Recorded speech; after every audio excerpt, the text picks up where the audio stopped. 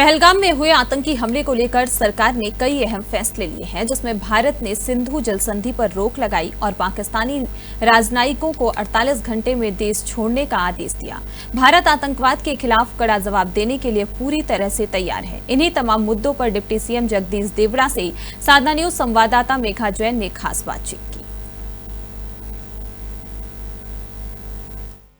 नमस्कार, मैं हूं आपके साथ मेघा जैन और आप देख रहे हैं साधना न्यूज मध्य प्रदेश। मेरे साथ इस वक्त डिप्टी सीएम जगदीश देवड़ा जी मौजूद है। उनसे बात करेंगे और जानेंगे कि जिस तरीके से अभी पहलगाम में एक आतंकी हमला हुआ, भारत के कई लोगों को हमने देखा किस तरीके से 29 लोगों की मौत हो गई। इस पर सरकार ने कई बड़े एक्शन लिए। तो हमारे साथ जगदीश देवड़ा जी मौजूद है, उनसे बात करेंगे कि सरकार ने जो बड़ा एक्शन लिया है और कई बड़े निर्णय लिए हैं, चाहे वो अटारी बॉर्डर बंद करने का हो, सिंधु जल रोकने का हो, और एक बड़ा निर्णय ये कि 24 घंटे के अंदर अब जाना होगा पाकिस्तान वापस। भोपाल में भी कई लोगों को डिटेक्ट किया है, क्या कहेंगे? बिल्कुल, सरकार ने जो निर्णय लिए वो बिल्कुल गंभीरता से निर्णय लिए और उन सब निर्णयों का पालन करवाया जाएगा।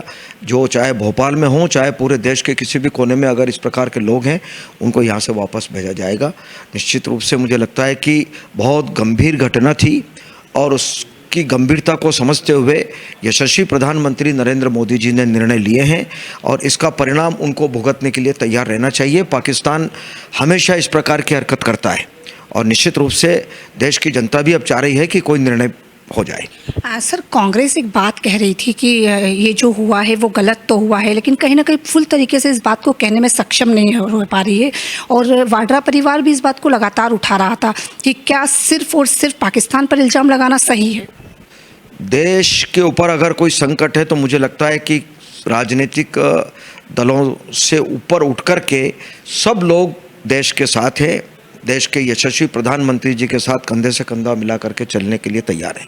मुझे लगता है कि पक्ष हो चाहे विपक्ष हो, सब लोग, सभी राजनीतिक दल देश के लिए एकजुट हैं। सर, आखिरी सवाल कि हमने जो 5 बड़े निर्णय लिए वो तो ठीक ही है, लेकिन देश इसका इंतजार कर रहा है कि क्या उन आतंकियों को घुसकर मारा जाएगा? बिल्कुल, ऐसा परिणाम आएगा कि जो भूतो न भविष्य कभी कल्पना भी नहीं की होगी किसी ने। इस प्रकार का निर्णय होगा और ऐसा ही करना चाहिए कि वो 7 जन्म तक कभी हिम्मत न करे कभी देखने की भारत की ओर। तो आपने सुना कि हमारे साथ डिप्टी सीएम जगदीश देवड़ा जी मौजूद थे। उन्होंने कहा कि भूतो न भविष्यति, ऐसा परिणाम आएगा जो उन्होंने कल्पना भी नहीं किए और वाकई एक अद्भुत परिणाम हमारे सबके सामने आने वाला। उन आतंकियों को मुंह तोड़ जवाब भारत की ओर से दिया जाएगा। कैमरा पर्सन अभिलाष के साथ मेघा जैन, साधना न्यूज़।